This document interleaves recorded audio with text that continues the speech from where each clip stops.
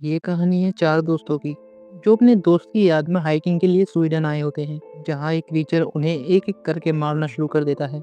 आखिर वो क्रीचर इन्हें क्यों मार रहा है और क्या कोई इनमें से जिंदा बच पाएगा? ये तो आपको कहानी देखकर ही पता चलेगा। तो कहानी की शुरुआत में हमें 5 दोस्तों को दिखाया जाता है, जिनका नाम ल्यूक, फिल, हज, टॉम और रॉब है।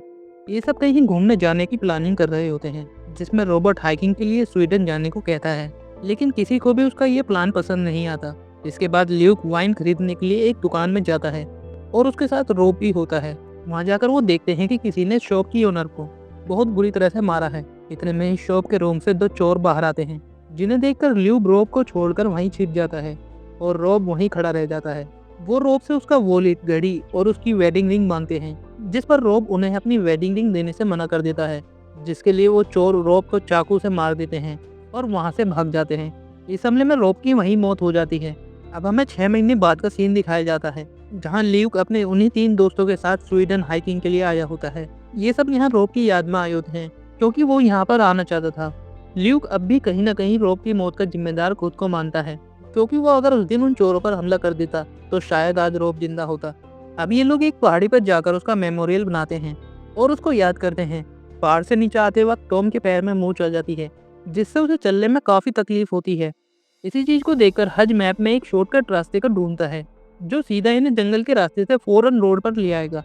लेकिन ल्यूक जंगल में जाने से मना करता है, लेकिन बाकी सभी लोग मान जाते हैं। अब सबके मानने पर ल्यूक को भी इनके साथ जाना पड़ता है। जंगल में जाते ही इन्हें पेड़ पर एक हिरन लटका हुआ मिलता है, जिसका किसी ने बहुत बुरी तरह से शिकार किया है। उसका पूरा पेट फटा हुआ है और उसमें से खून बह रहा है।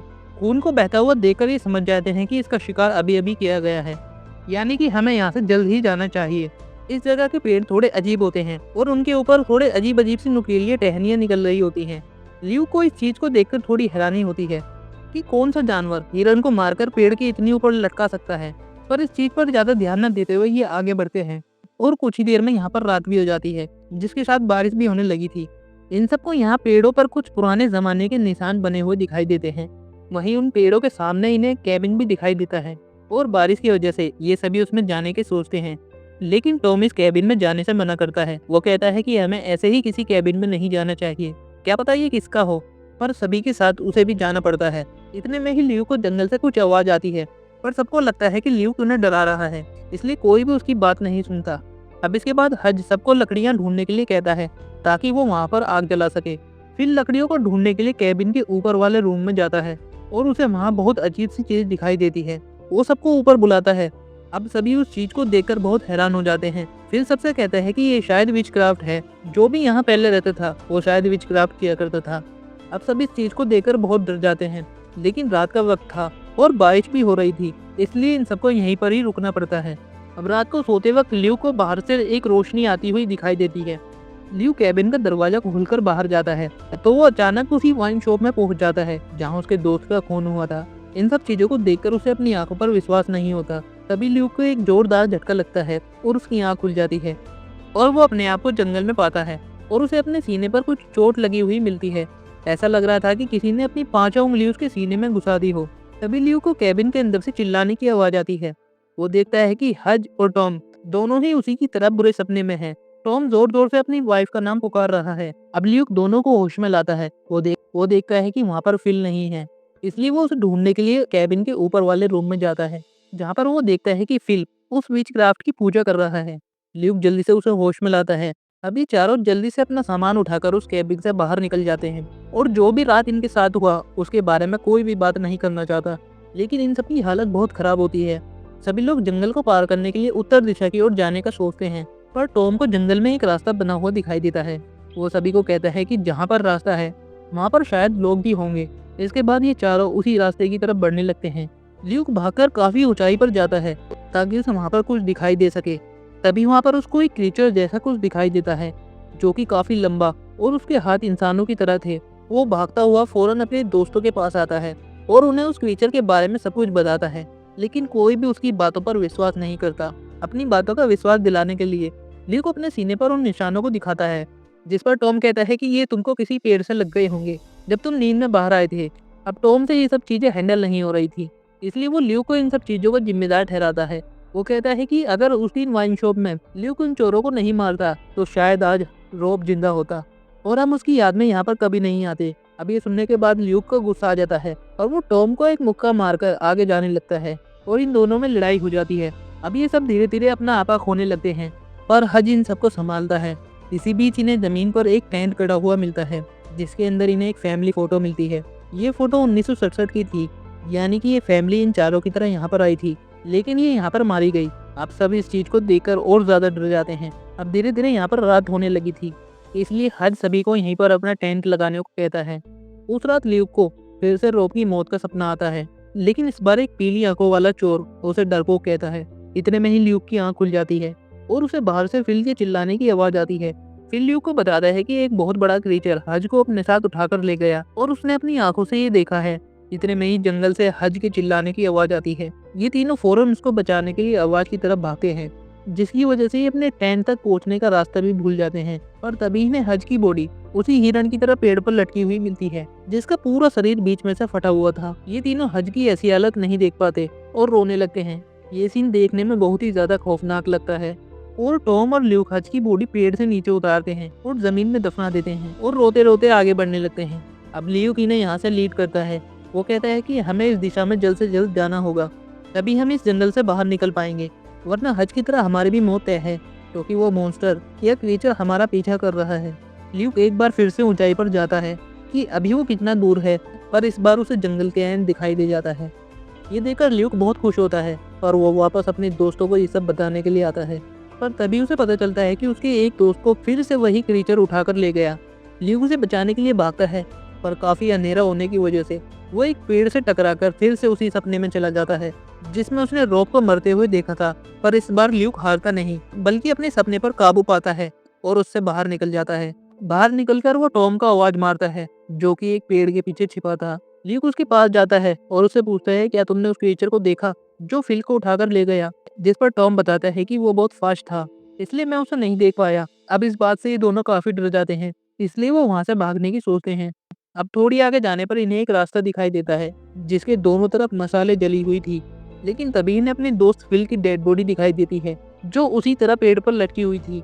ये लोग अब और भी ज्यादा डर जाते हैं और उसी रास्ते पर आगे जाने लगते हैं और वहां मौजूद एक कैबिन में पहुंच जाते हैं। अब ये उस कैबिन में देखते हैं कि एक ओल्ड लेडी किसी गॉड की पूजा कर रही है। इतने में ही कोई इनके सर पर मारकर इन्हें बेहोश कर देता है और जब इनकी आँख खुलती है तो ये एक रूम में बंधा हुआ पाते हैं।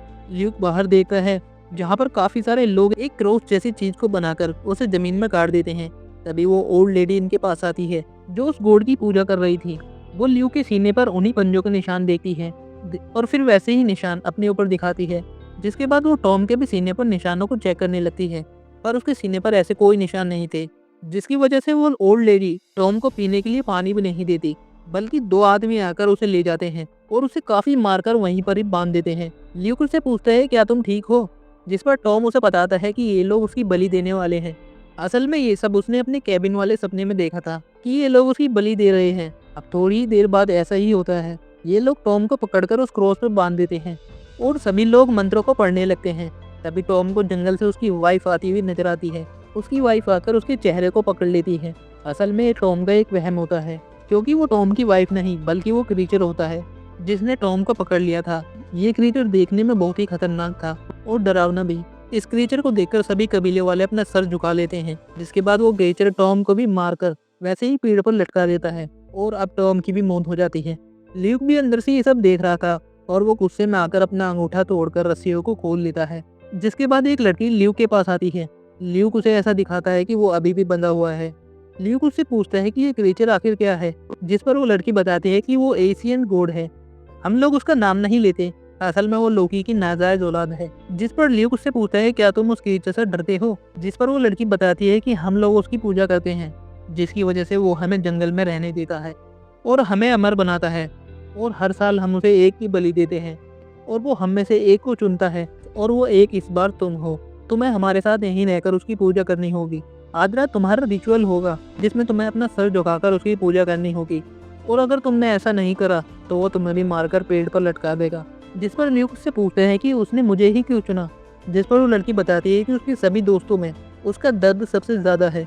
अब उस लड़की के जाते ही ल्यूक भागकर जल्दी से कोई हथियार ढूंढता है और वो गलती से उस कैबिन के ऊपर वाले रूम में चला जाता है जहाँ पर काफी सारी डेड बॉडीज पड़ी हुई थी। हम देखते हैं कि वो डेड बॉडीज अभी भी जिंदा होती हैं, शायद वो उस क्रीचर के मारने के बाद भी नहीं मरी।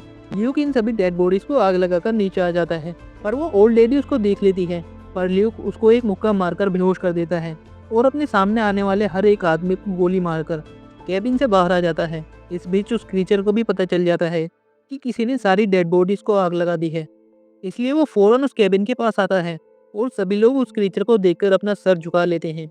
लेकिन वो लड़की गलती से उस क्रीचर की आंखों में देख लेती है, जिसकी वजह से वो क्रीचर उस लड़की की आंखें ही निकाल लेता है। ल्यूक पहली बार उस क्रीचर को देख रहा था। वो देखता है कि उस क्रीचर के 4 पैर हैं और 2 हाथ भी हैं और वो देखने में काफी डरावना है, इसलिए ल्यूक डरते डरते उस क्रीचर को गोली मारता है, पर गोलियों का उस पर कोई असर नहीं होता और वो क्रीचर ल्यूक के पीछे पड़ जाता है। इसी बीच ल्यूक को फिर से वही सपना आता है, जिसकी वजह से वो क्रीचर उसे पकड़ लेता है और उसे अपने हाथों में उठाकर जमीन पर पटक देता है। ल्यूक उठने की कोशिश करता है, लेकिन वो क्रीचर उसका सर दोबारा जमीन में लगा देता है। वो क्रीचर ल्यूक को अपने सामने झुकाना चाहता था, लेकिन तभी ल्यूक को वहाँ पर एक कुल्हाड़ी दिखाई देती है, जिसे उठाकर वो उस क्रीचर के सर में घुसा देता है और वहाँ से भागने लगता है। उस क्रीचर को उस हमले से ज्यादा कुछ तो नहीं होता, पर ल्यूक उसका फायदा उठाकर जंगल से बाहर निकल जाता है, जहाँ हम देखते हैं कि वो क्रीचर जंगल से बाहर नहीं आ सकता, मतलब कि वो जंगल ही उसकी सीमा है, वो उस जंगल से बाहर नहीं आ सकता। अब वो क्रीचर ल्यूक को देखकर जोर जोर से दहाड़ने लगता है, जिसको देखकर ल्यूक भी चिल्लाने लगता है। ल्यूक कहता है कि मैं तुम्हारे आगे कभी नहीं झुकूंगा। अब ल्यूक के इतना कहते ही वहाँ पर सुबह होने लगती है और इन चारों दोस्तों में बस ल्यूक ही जिंदा बचा था और अब थोड़ी ही दूर चलने पर ल्यूक को रोड भी दिखाई दे जाता है। इसी के साथ ये मूवी यहीं पर ही खत्म हो जाती है। आई होप आपको ये वीडियो अच्छी लगी होगी।